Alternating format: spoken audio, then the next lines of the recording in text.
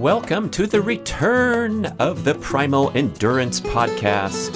This is your host, Brad Kearns, and we are going on a journey to a kinder, gentler, smarter, more fun, more effective way to train for ambitious endurance goals. Visit primalendurance.fit to join the community and enroll in our free video course. Hey listeners, you're going to love this rebroadcast of a discussion Mark Sisson and I had about the very complex issue of doping in sports. And you're not going to find a more knowledgeable or free-thinking expert than Mark. He served for a long time as the chair of the Anti-Doping Commission for the sport of triathlon. And my gosh, this stuff continues to pervade sports to this day, and everything's so controversial, I think often misunderstood by the public. So Mark and I are going to talk about that. And I set the stage with my previous intro. But here we are in 2022 with the smoke still clearing on these major doping cases against the prominent American distance running coach Alberto Salazar, who was himself an elite athlete back in his day, world record in the marathon, and coaching Olympic gold medalists and American and world record holders. He was banned for life for his messing around on the edges of the doping effort in the sport of running. And then the really upsetting case of leading American female distance runner Shelby Houlihan, who was banned for 4 years after a doping violation in 2021. And the case probably caught your eye because she mounted a defense that she was tested positive for this prominent anabolic steroid called nandrolone, and she claimed that she contracted it from eating a tainted burrito from a burrito truck after practice one day up in Portland, Oregon. And the case was interesting. You can read tons of details about it on the internet because her defense was so impassioned, and she had many leading runners come to her defense that she's a clean athlete, she works hard, she would never ever dream of getting an unfair advantage. And it's so compelling to hear the athlete's stories, and I'm still not jaded. I believe her story. It's tremendously tragic that she's being pushed to the sidelines in the peak of her career. Very difficult to come back from a 4-year ban. But then as you get into the details of the case and the experts that the anti-doping side brought forward, it's like, man, this is almost impossible. Her claim is completely unsubstantiated by science. There's almost no chance that this could have happened. And so then you're left shaking your head like, who to believe? I don't think this girl and all her friends are lying to the public. I think something terrible happened here. And then we have to open our lens to wonder how perfect and how precise are these doping tests? And is it possible to somehow implicate someone who's truly innocent and ban them for 4 years? And boy, what a horrible price to pay in an attempt to keep the sport clean. And then in a bigger picture, are these sports still clean or not? We know from the cycling world that the sport was absolutely awash and tainted with doping during the great reign of Lance Armstrong. That's why I make the point of pointing out to a jaded public that he's still the greatest cyclist of all time of his generation. And the fact that he was dope and beat a bunch of other doped up athletes speaks to the idea that he probably would have won his Tour de France races by a greater margin had the sport actually been clean. But anyway, I bring that up because now we have a widespread belief that cycling has cleaned up its act. The riders are tested more frequently. There's none of this conspiracy going on where everyone knows that all the top riders are doping.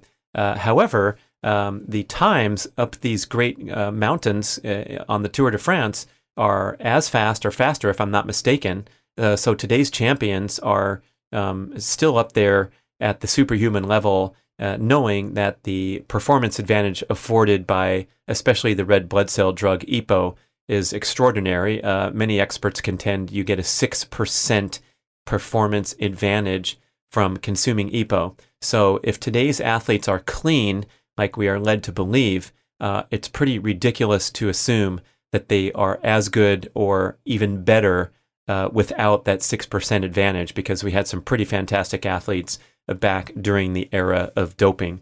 And then it comes to sports like track and field that have long been awash in doping. Now we have the perception that they are largely clean, and they're certainly much cleaner than the Wild West era of the 60s, 70s, 80s, and perhaps up into the 90s, where the doping, the testing wasn't very sophisticated. But what to think now when these epic world records are being approached or broken that were known to be set by doped athletes. I have this idealistic view that I think athletes are training much more intelligently now. A lot of people point to the improved footwear as offering an actual advantage, especially in the distance events. I don't know what to think about that, but I'd like to think that if you're doing everything right in training and lifestyle, that you can approximate the advantage or the shortcut provided by doping.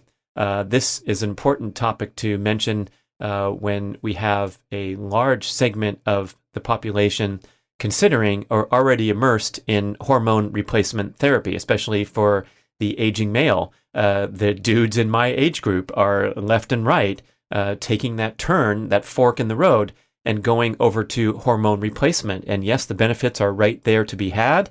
This stuff works. It's no joke.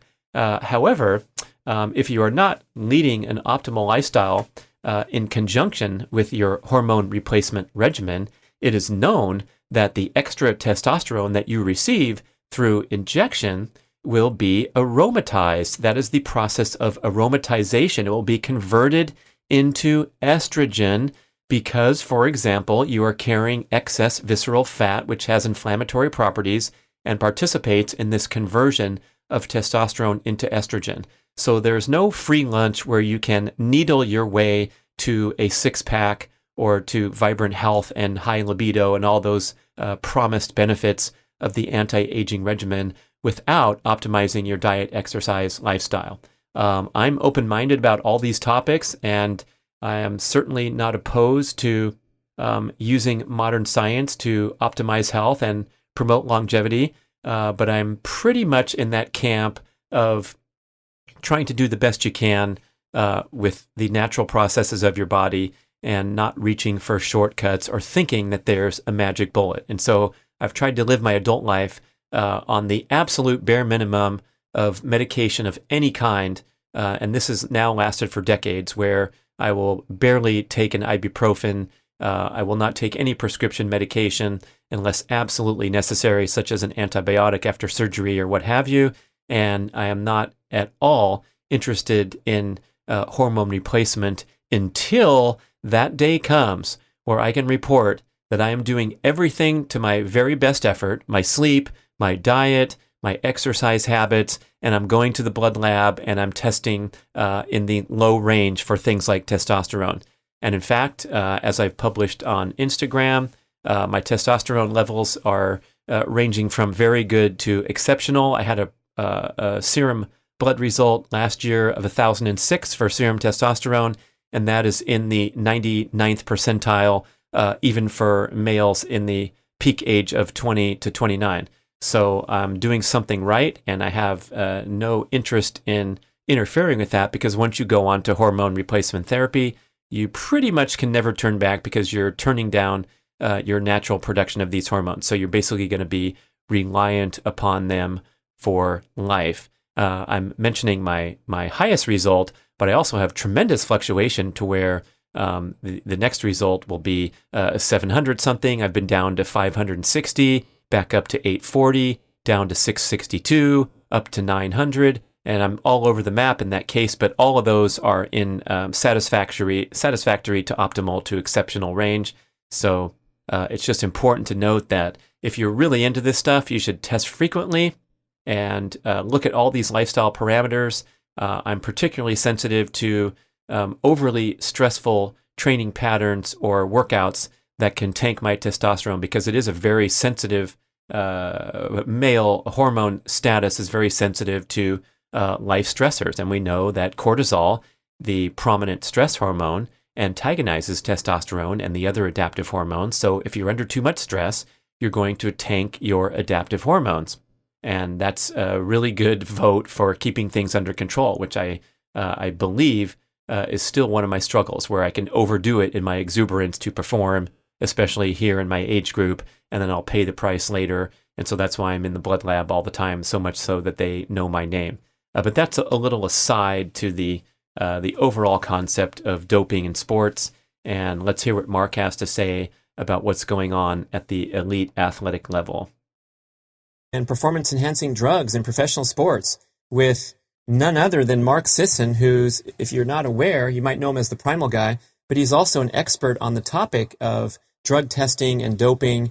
And for many years, over a decade, he was the lead doping officer for the International Triathlon Union. So he was in charge of drafting up the very first drug testing and penalty protocol and presiding over positive doping tests and cases that ran through the sport over the years, attending the Olympic Games as the ITU anti-doping representative.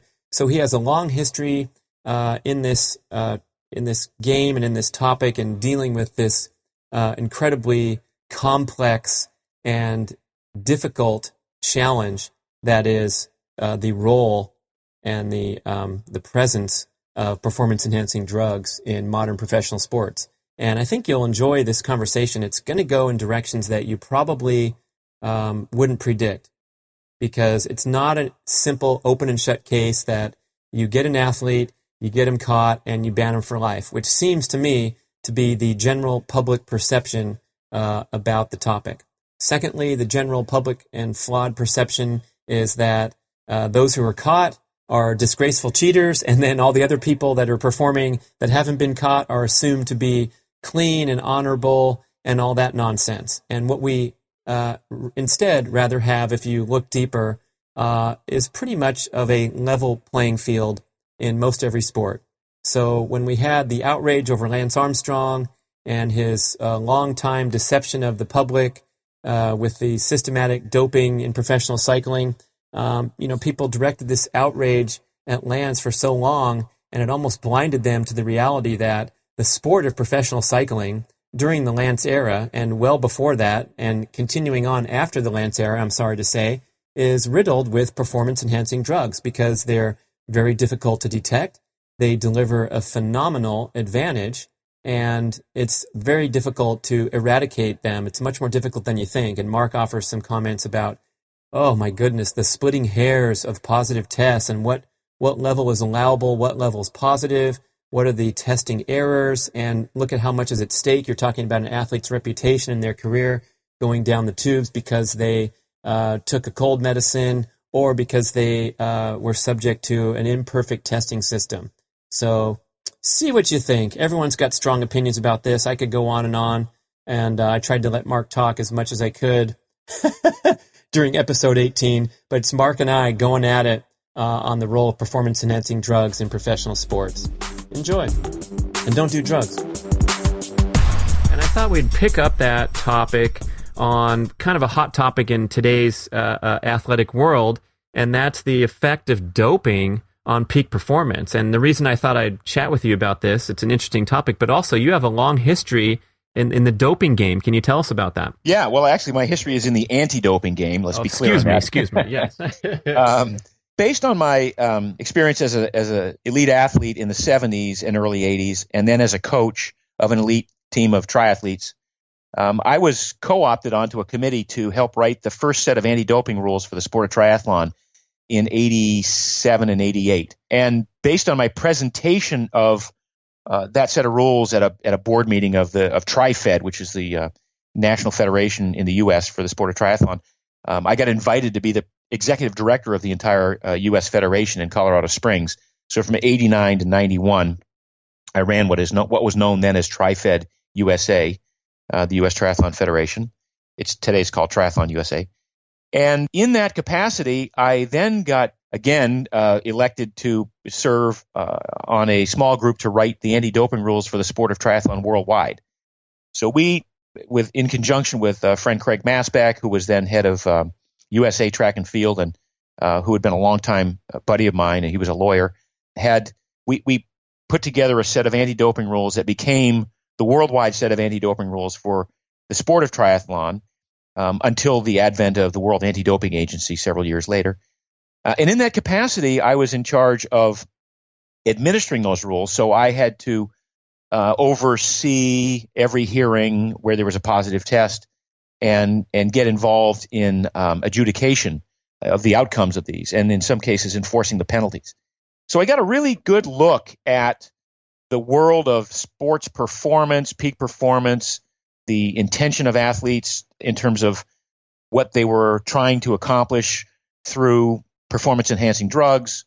And it was, all it did was sort of open my eyes to how difficult it would be to actually write these rules, enforce them fairly, adjudicate them fairly, and what a gray area that sports doping became in those days and has become since. Because when we look at performance-enhancing substances, Gatorade is a performance-enhancing substance in some regards.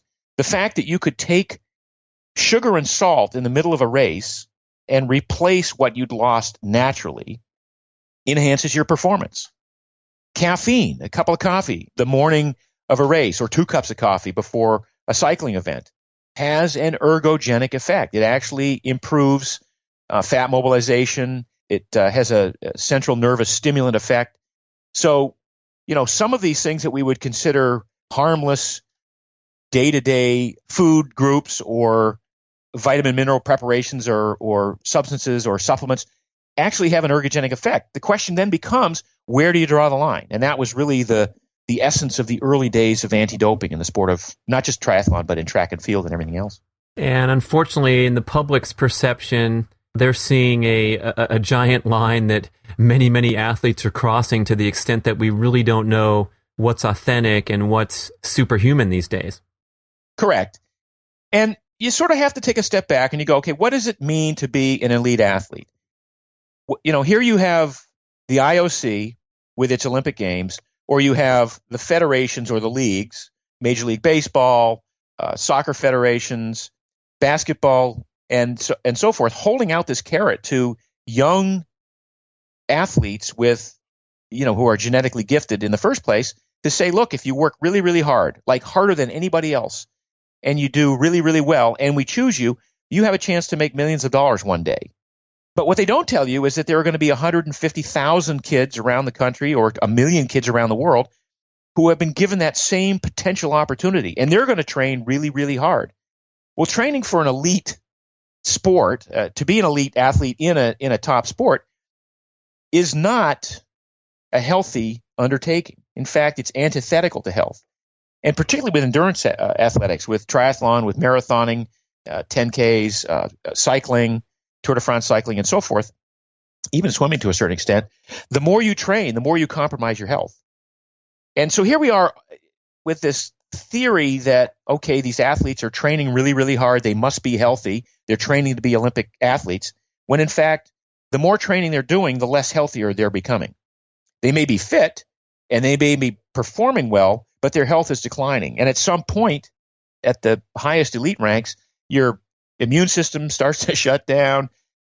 You've got all sorts of issues with inflammation. You may have some digestive issues, which is one of the things I had. There are a lot of things that can go wrong at the elite level because of the amount of high-intensity training that you're doing. So as an athlete, you're always looking for a recovery advantage, because really training is about not the work that you do to tear yourself down, but the recovery that happens as a result of the hard work you did so that you build yourself back even stronger. And theoretically, over time, if you build yourself back strong enough, you can be in a position to win a gold medal or a world championship or set a world record. So we have all these young people who get involved in athletic endeavors and attempting to be the best in the world. We've told them, if you train as hard as just humanly possible, and in some cases inhumanly possible, 1 or 2 of you might make the grade, but the other 150,000 or 2 million of you are not going to make it, and then we can't help you. There's nothing we can do for you. So it's kind of a one-sided, lopsided perception on the part of the federations who want these superstars, who are encouraging these people to be superstars. On the other hand, you have all these people who are going, look, if I'm going to compete, I got to find an edge. I got to find the secret. I've got to either find the right coach, or I've got to find the right supplements, or I've got to find a way to recover from my sports performance. And that's where this whole issue of PEDs come into play. That's where this whole gray area of what is a sports enhancing, a performance enhancing substance and what isn't starts to come into play. And it becomes difficult to draw where that line is in some cases. Now, you might say, well, okay, people who are using growth hormone or steroids, that's just absolutely unconscionable. They shouldn't be doing that. And the rule says they should not. And that's, I helped write the rule, so I agree with that. On the other hand, if you've got some guy who's trying to do the Tour de France and who's racing as hard as he can 140 miles a day for 20 days in a row and is going to get up every morning and have to do it again, the temptation to use whatever he can get his hands on to recover and to be able to get back in the saddle and do it again today, it's a pretty compelling temptation. So it's not really a black and white issue, and it gets really involved when you start looking at some of these other so-called banned substances. I remember I had to take a kid who won a top event in the U.S. He was the Canadian national champion, and he had a cold. And so the night before the race, his father went to a U.S. drugstore and got him some Sudafed so the kid could breathe. The next morning, the kid won the race, tested positive for pseudoephedrine, and I had to ban him for 90 days, and he almost didn't make it to the World Championships because his federation had to honor that 90-day ban. Now, you argue, okay, well, here's a kid who had a cold, who couldn't sleep, who couldn't breathe, went to the store, got an over-the-counter medication, tested positive for pseudoephedrine, which is a mild stimulant, and in a hour and a half, 2-hour race doesn't really have that great an effect. And you could argue that he only, by virtue of being able to breathe a little bit that night and get up the next morning and race, he was maybe at a baseline equal to everybody else. But because of the rules, I had to disqualify him from the event and ban him from the sport for 90 days. And the number of times that happened was it was scary the number of times these sort of innocuous uses appeared, but we had no choice. It's what we call a strict liability, guilty until proven innocent. Yeah, it's a tough battle to fight to try to keep a sport clean. And I think you touched on a few things I want to reflect, because especially when it comes to public perception of this problem, I think there's a ton of misconceptions. And when you said it's not black and white, I think generally the average sports enthusiast sees this as an extremely black and white issue when it's not. And in particular, I think we look at these athletes and demand that they are exasperated when we find out that someone's been caught cheating, and we forget sort of the main deterrents are kind of flimsy. And one of them is like, the morality of asking them to have a high moral standard. Of course, they exhibit high moral standards in many ways. However, when you enter a dirty sport such as cycling, the morality question becomes very muddled, because when it's clear that everyone's doing it and it's the only way to remain competitive, it's a big challenge to stand on a high moral ground. The only thing you can do is quit, which is not an attractive option. Yeah, and that's the unfortunate story of pro cycling, is that in order to be competitive, you had to do what everyone else was doing. And, so Armstrong's biggest failing was just not admitting it earlier and just, kind of continually taking people down with him. It wasn't, in my eyes, so much that he used. It was just the failure to admit that he did it when everyone else is doing it. But the concept that sports is somehow obligated to put forth a morality play for the rest of the world, the idea that these are supposed to be role models, I think that went out the window years and years ago. Sports today is theater, especially at the elite level, at the level of the NFL or Major League Baseball or the Olympic Games. This is about people watching television and buying the products that are advertised. This is about high-level athletes being paid millions of dollars because they're entertainers, not because they're outstanding moralists or that they have some ethical story to unfold in front of the younger people.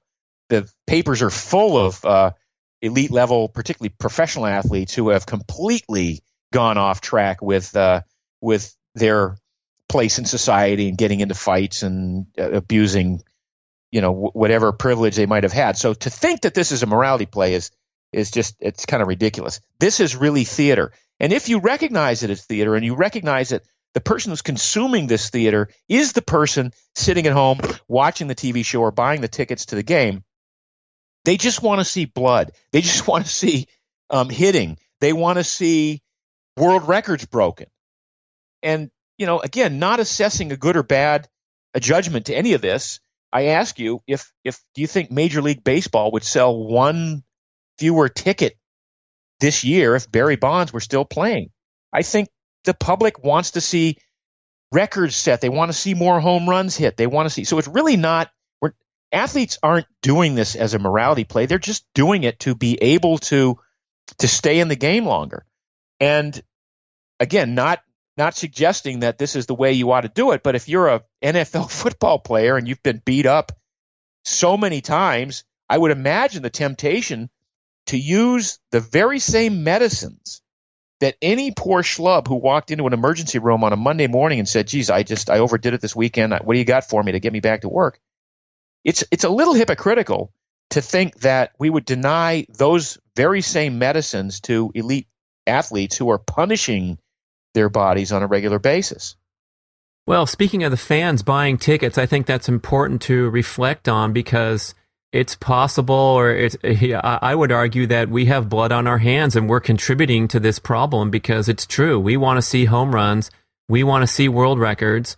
I sat in the stands during the 1984 Olympics and listened to 90,000 people boo Carl Lewis because he only took two long jumps and assured himself of a gold medal with an incredible 28-foot jump.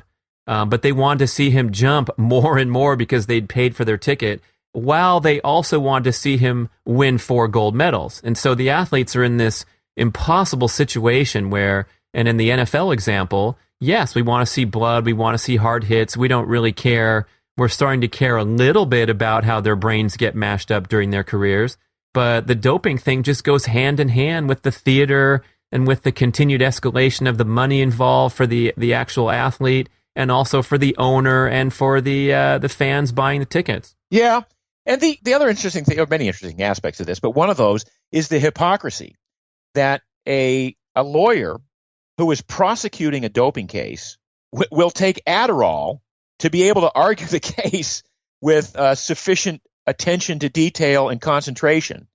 And he'll be arguing a case, and these are like literally true stories, where a lawyer will take a performance-enhancing substance for his brain in order to prosecute an athlete who has been charged with using for violating the anti-doping rules.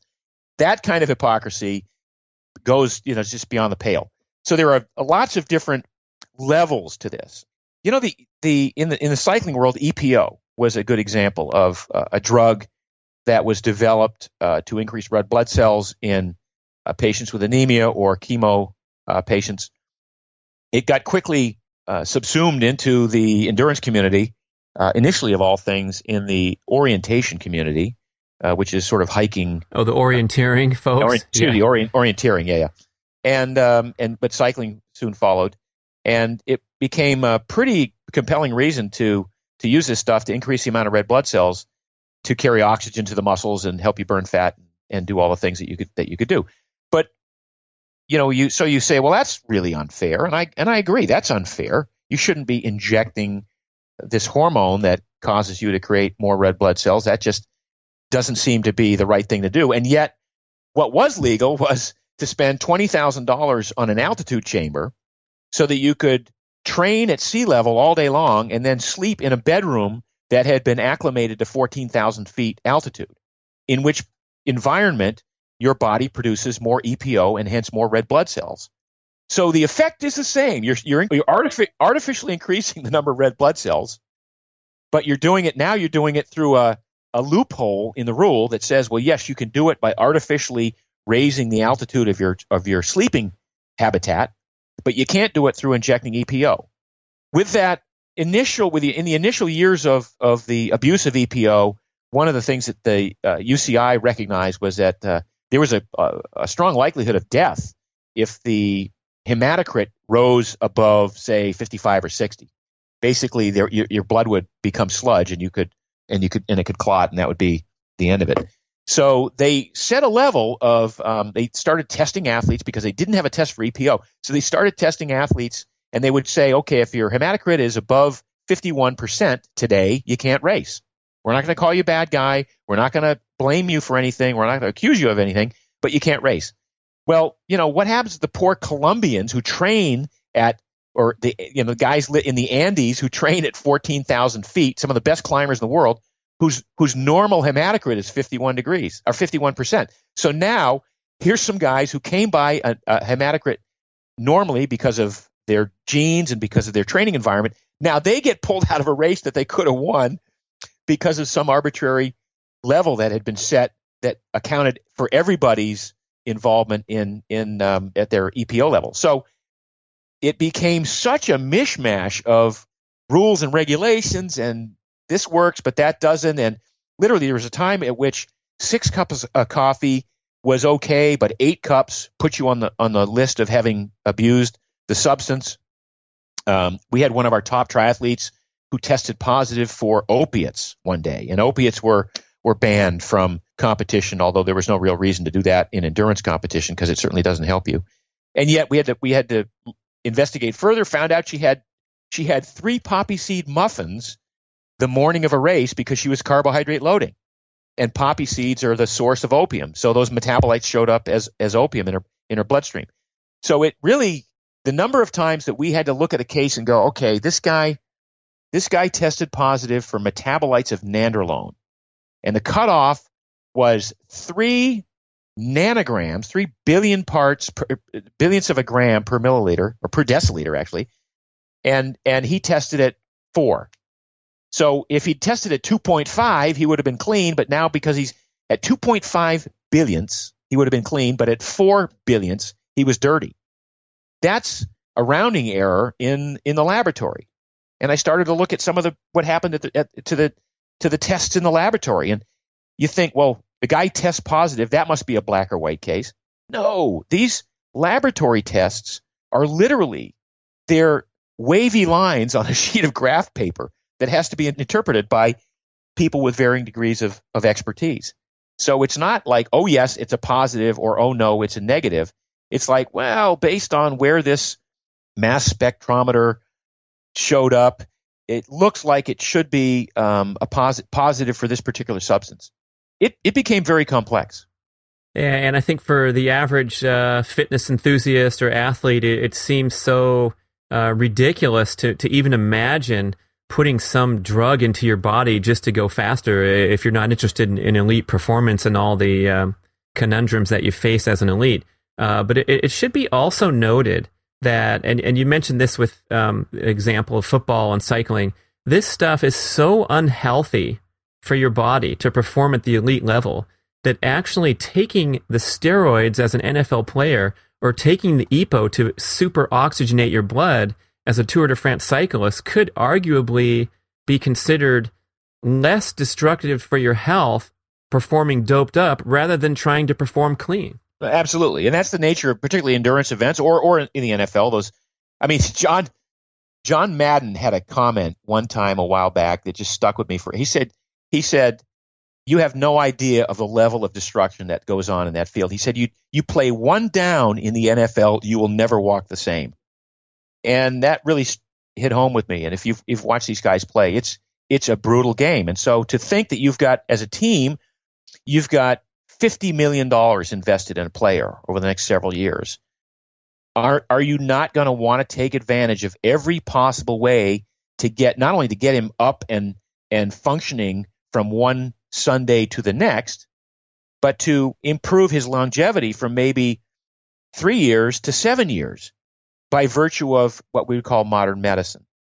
So, I don't want the audience to get the wrong idea. I'm not for cheating in sports, but I have been for the longest time in favor of looking at what we're doing to these athletes and suggesting that, okay, if this is a professional sport and they know what they're doing and they're working with a physician and they're trying to preserve their health and to improve their longevity in the sport, maybe it makes sense to revisit some of these things and set some levels that would allow them to access some of the substances that modern medicine has determined actually can help improve recovery, rebuild from injury, and have a lot of these other maybe beneficial effects in the face of all the destruction that's going on.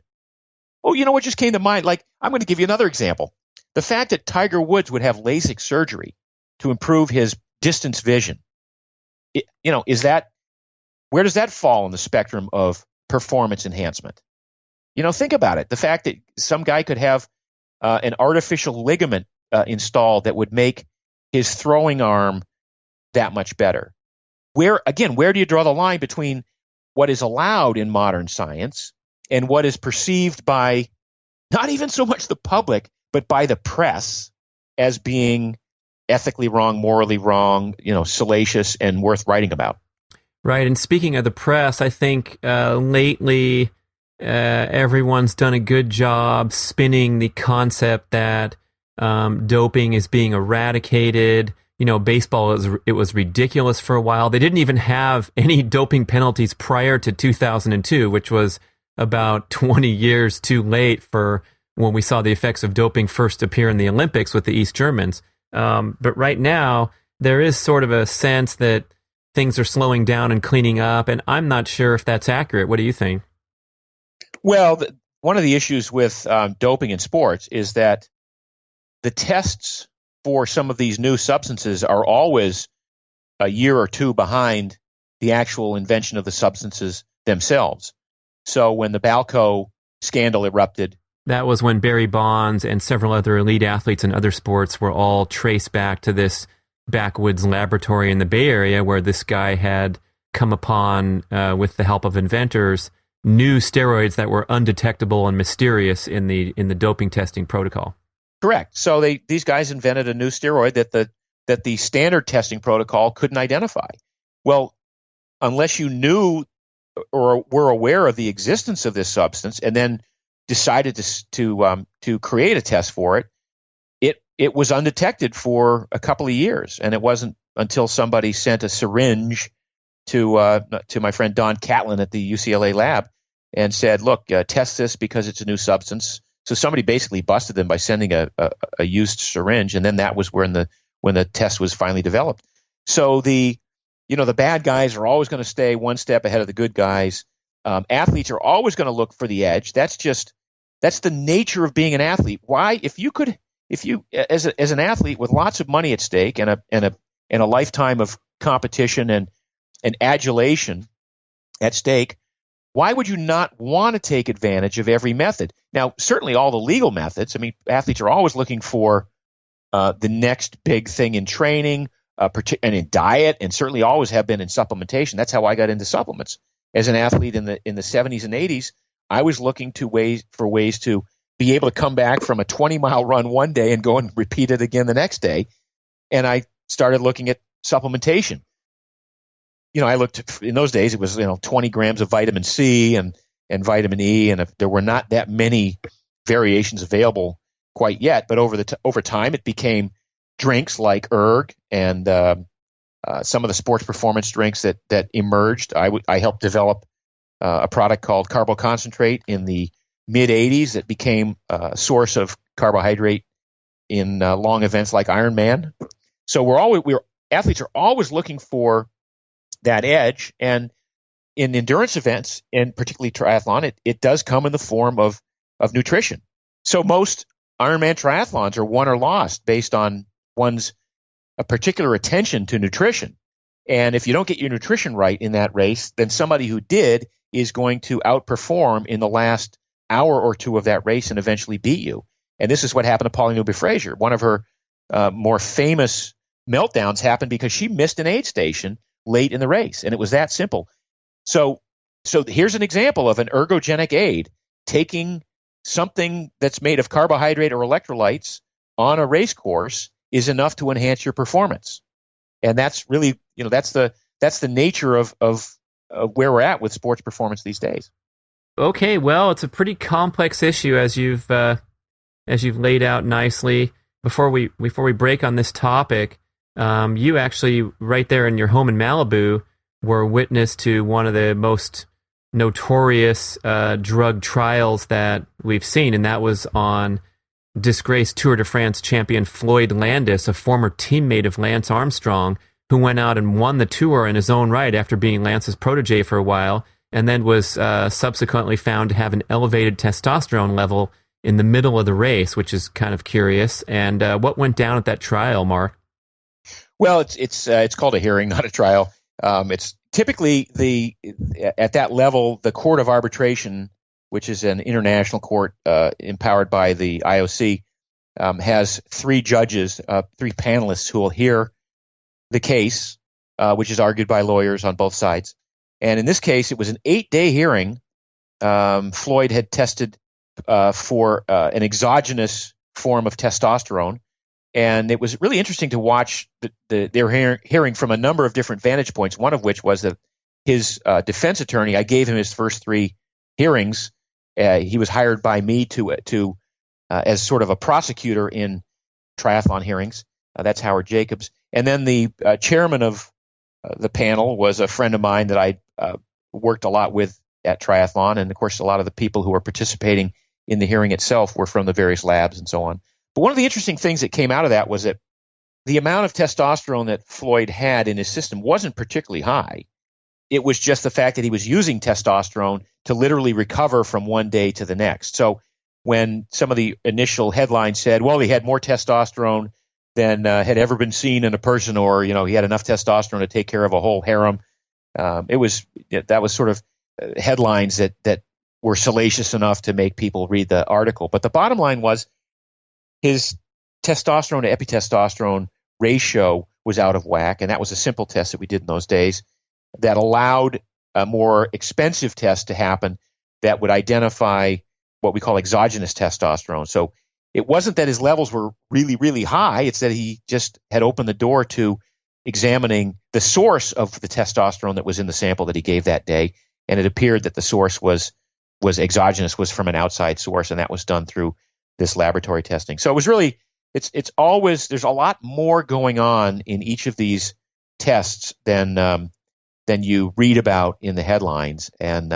it's there's no black or white here. There's no real answer to this. It's an ongoing issue, kind of a fight between what is it going to take to allow these athletes to participate at the highest level and to take care of them versus what does it take to give every athlete a level playing field and to be able to compete against each other, knowing that there hasn't been a tremendously unfair advantage bestowed upon one athlete and not another.